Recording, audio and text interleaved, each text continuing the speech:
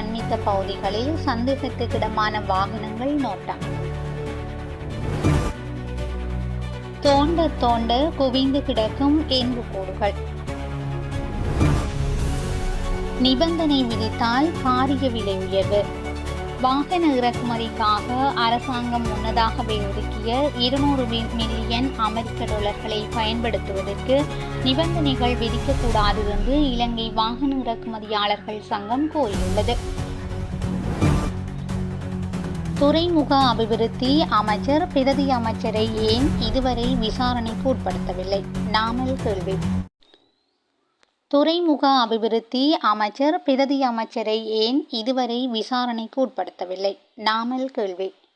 பரிசோதனையின்றி 323 கொள்கலன்கள் விடுவிக்கப்பட்டமை முறைகேடானது என்று ஜனாதிபதி நியமித்த குழு அறிக்கை சமர்ப்பித்ததைத் தொடர்ந்து அரசாங்கத்தின் தவறு அரசு அதிகாரிகள் மீது சுமத்தப்பட்டுள்ளது. துறைமுக அபிவிருத்தி அமைச்சர் மற்றும் பிரதி அமைச்சர் ஆகியோரை ஏன் இதுவரையில் விசாரணைக்கு உட்படுத்தவில்லை?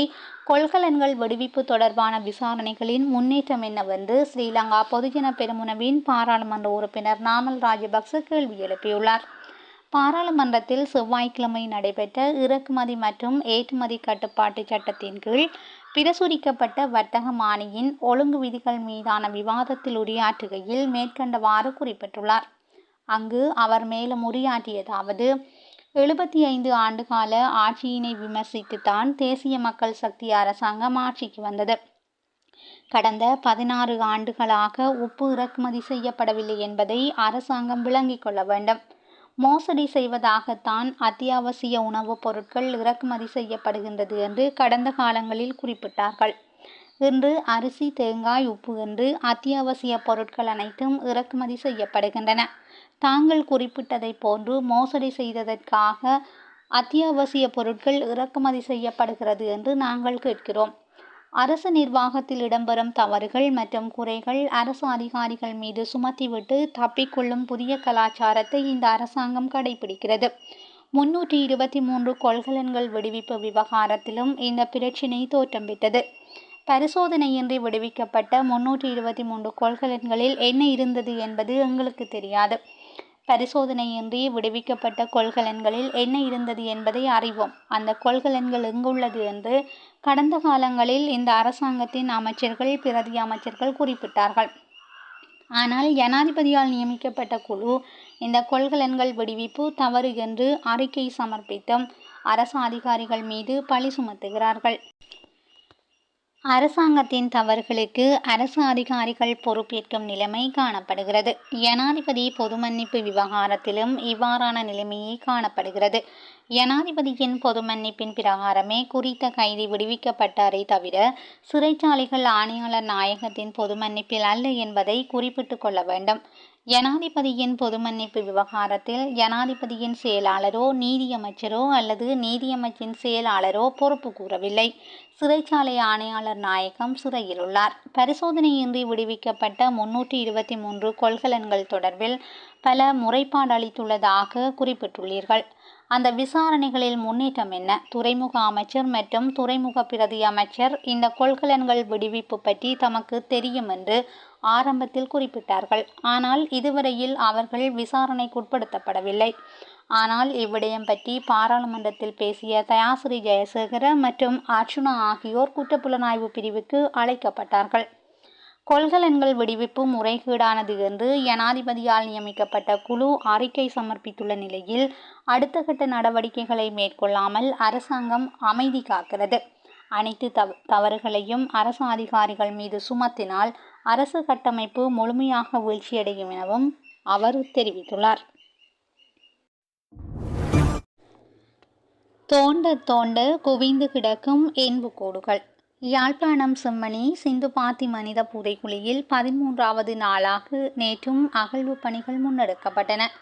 குறித்த வளாகத்தில் மனித எச்சங்கள் காணப்படலாம் என்ற சந்தேகத்துக்குரிய இடமாக அடையாளப்படுத்தப்பட்ட பகுதி அகழ்வுக்குரிய 2வது இடமாக நேற்றைய தினம் நீதிமன்றினால் பிரகடனப்படுத்தப்பட்டுள்ளது. இதன்படி குறித்த பகுதியில் 3 மனித எண்புக்கூட்டு தொகுதிகள் அடையாளம் காணப்பட்டதுடன் நேற்றைய தினம் மொத்தமாக 4 எண்புக்கூட்டு தொகுதிகள் அடையாளம் காணப்பட்டன. இதுவரையில் மொத்தமாக 56 மனித எண்புக்கூட்டு தொகுதிகள் அடையாளம் காணப்பட்டுள்ளதாக பாதிக்கப்பட்டோர் தரப்பு சட்டத்தரணியான ரணிதா ஞானராஜ் ஊடகங்களுக்கு தெரிவித்துள்ளார். அவற்றில் 50 மனித எண்புக்கூட்டு தொகுதிகள் அகழ்ந்தெடுக்கப்பட்டுள்ளதாகவும் அவர் குறிப்பிட்டுள்ளார். செம்மணியை அண்மித்த பகுதிகளில் சந்தேகத்துக்கிடமான வாகனங்கள் நோட்டம். செம்மணி சித்துப்பாத்தி விவகாரம் குறித்து நீதிமன்றத்தில் வழக்கு தாக்கல் செய்த தமக்கு அச்சுறுத்தல் ஏற்பட்டுள்ளதாக சித்துப்பாத்தி மயானத்தின் நிர்வாக சபை உறுப்பினரான கிருபாகரன் தெரிவித்துள்ளார். நேற்றைய தினம் செம்மணி பகுதியில் ஊடகங்களுக்கு கருத்து தெரிவிக்கையிலேயே அவர் இதனை குறிப்பிட்டுள்ளார். தற்சமயம் அகழ்வு பணிகள் இடம்பெற்று வரும் செம்மணி மனித புதைகுழியை அண்மித்த பகுதிகளில் மர்ம வாகனங்கள் நோட்டமிடுவதாக ஊடகங்களில் செய்தி வெளிவந்தன. அந்த செய்திகள் முற்றுமுழுதாக உண்மை எனவும் அந்த மர்ம வாகனமானது தமது வீட்டு அருகாமையிலும் வந்திருந்ததாகவும் மனுதாரரான தம்மை அச்சுறுத்துவதே இதன் நோக்கமாகும் எனவும் அவர் குறிப்பிட்டுள்ளார். எனவே அச்சுறுத்தல்கள் எவ்வாறான செயற்பாடுகள் நடந்தாலும் இந்த வழக்கில் தான் உறுதியாக இருப்பதாகவும் மக்களும் உறுதியாக தமது சாட்சியங்களை தருகின்றார்கள் எனவும் சித்துப்பாத்தி மயானத்தின் நிர்வாக சபை உறுப்பினர் கிருபாகரன் தெரிவித்துள்ளார். லலித், குகன் ஆகியோர் தொடர்பான விசாரணைகள் மீண்டும் ஆரம்பம். யாழ்ப்பாணம் ஆவரங்கால் பகுதியில் காணாமலாக்கப்பட்ட லலித் மற்றும் குகன் ஆகியோர் தொடர்பான விசாரணைகள் குற்றப்புலனாய்வு திணைக்களத்தினரால் மீண்டும் ஆரம்பிக்கப்பட்டுள்ளன. குற்றப்புலனாய்வு திணைக்களத்தின் மனித கொலைகள் மற்றும் திட்டமிட்ட குற்ற செயல்களை தடுக்கும் விசேட பிரிவினரால் இந்த விசாரணை ஆரம்பிக்கப்பட்டுள்ளதாக பொதுமக்கள் பாதுகாப்பு மற்றும் நாடாளுமன்ற அலுவல்கள் தொடர்பான அமைச்சர் ஆனந்த் விஜயபால தெரிவித்துள்ளார். நேற்றைய தினம் நாடாளுமன்ற அமர்வின் போது நாடாளுமன்ற உறுப்பினர் நஜித் ஏந்திக்க முன்வைத்த வாய்மொழி மூல வினாக்களுக்கு பதில் வழங்கும் போதே அமைச்சர் இந்த விடயத்தை கூறியுள்ளார். லலித் என்றழைக்கப்படும் லலித்குமார் வீரராஜ் மற்றும் குகன் என்று அழைக்கப்படும் குகன் முருகானந்தன் ஆகியோர் காணாமலாக்கப்பட்டமை தொடர்பான விசாரணைகளின் முன்னேற்றம் தொடர்பில் நேற்று நாடாளுமன்றத்தில் கேள்வி எழுப்பப்பட்டது.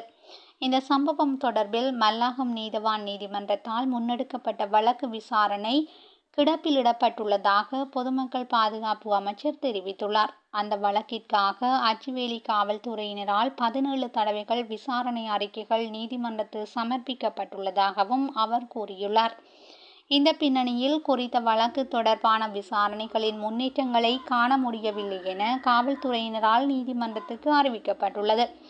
இதனைத் தொடர்ந்து லலித் மற்றும் குகன் ஆகியோர் காணாமலாக்கப்பட்டமை தொடர்பான விசாரணைகளை மீள ஆரம்பிக்குமாறு குற்றப்புலனாய்வு திணைக்களத்துக்கு கடந்த மாதம் பதில் காவல்துறை மா அதிபரால் பணிப்புரை விடுக்கப்பட்டுள்ளது. அதற்கமைய இந்த சம்பவம் தொடர்பில் அச்சுவேலி காவல்துறை நிலையம், யாழ்ப்பாணம் குற்றத்தடுப்பு பிரிவு மற்றும் யாழ்ப்பாண பிராந்திய குற்றத்தடுப்பு பிரிவுகளில் மேற்கொள்ளப்பட்ட விசாரணைகளின் கோப்புகளை சமர்ப்பிக்குமாறு குற்றப்புலனாய்வு திணைக்களத்தின் சிரேஷ்ட பிரதி காவல்துறை மா அதிபர் கடிதம் அனுப்பியுள்ளார். அதனைத் தொடர்ந்து கடந்த ஜூன் மாதம் 1ஆம் திகதி உரிய ஆவணங்கள் குற்றப்புலனாய்வு திணைக்களத்துக்கு கிடைத்துள்ளதாக பொதுமக்கள் பாதுகாப்பு அமைச்சர் தெரிவித்துள்ளார்.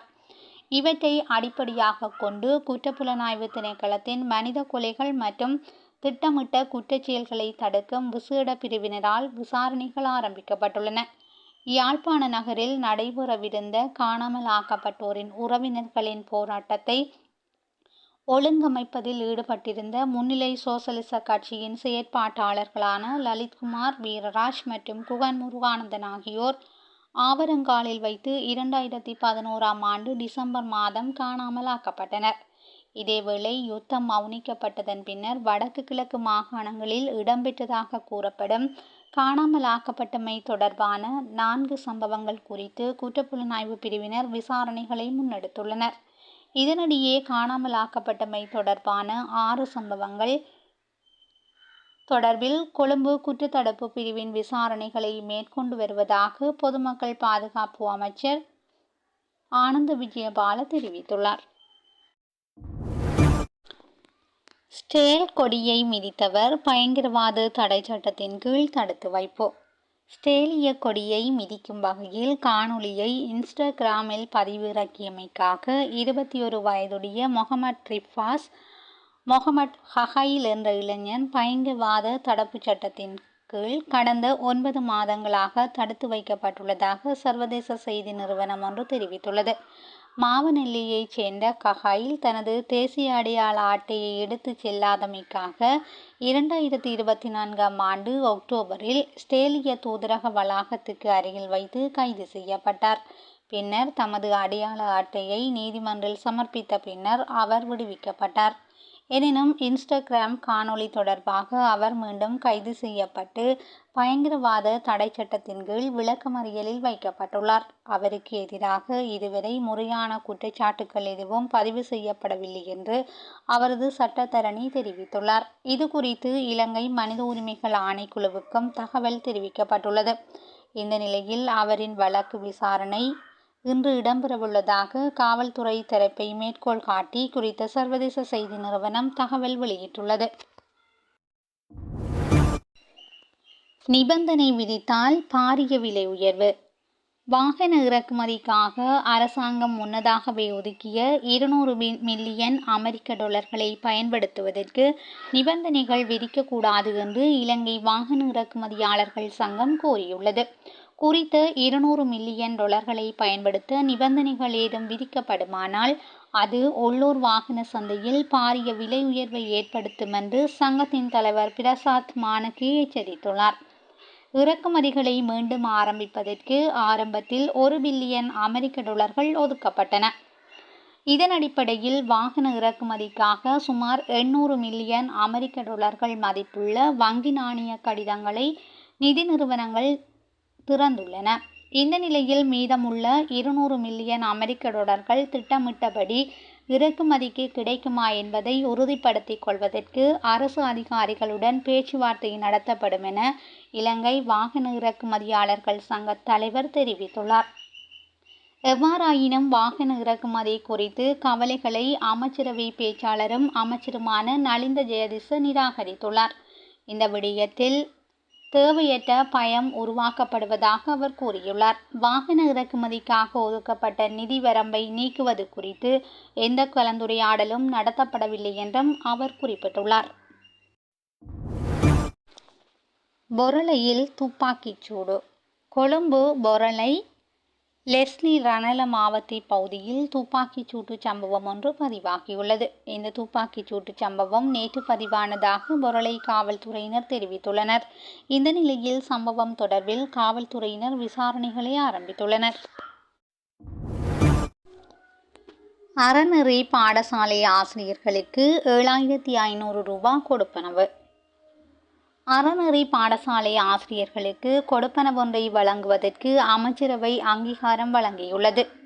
நேற்று முன்தினம் இடம்பெற்ற அமைச்சரவை கூட்டத்தில் இவ்வாறு 17 தீர்மானங்களுக்கு அங்கீகாரம் வழங்கியுள்ளது. அறநெறி பாடசாலை கல்வியூடாக சமூகத்தின் ஆன்மீக அபிவிருத்திக்கு சிறந்த உந்து சக்தி கிடைக்கின்றது. எனவே எந்த ஒரு தனிப்பட்ட எதிர்பார்ப்புகளுமின்றி அறநெறி பாடசாலைகளில் சேவையாற்றும் ஆசிரியர்களின் சேவைகளை தொடர்ச்சியாக பெற்றுக்கொள்வதனை ஊக்குவித்தல் மற்றும் அவர்களது தனித்துவ அடையாளத்தை பாதுகாப்பதுடன் சமூகத்தின் நல்விருப்புக்கு அத்தியாவசியமான அறநெறி கல்வி அபிவிருத்திக்காக அறநெறி ஆசிரியர்களுக்கு கொடுப்பனவு மற்றும் சீருடை கொடுப்பனவை வழங்குதல் மிகவும் பொருத்தமானது என இனங்காணப்பட்டுள்ளது.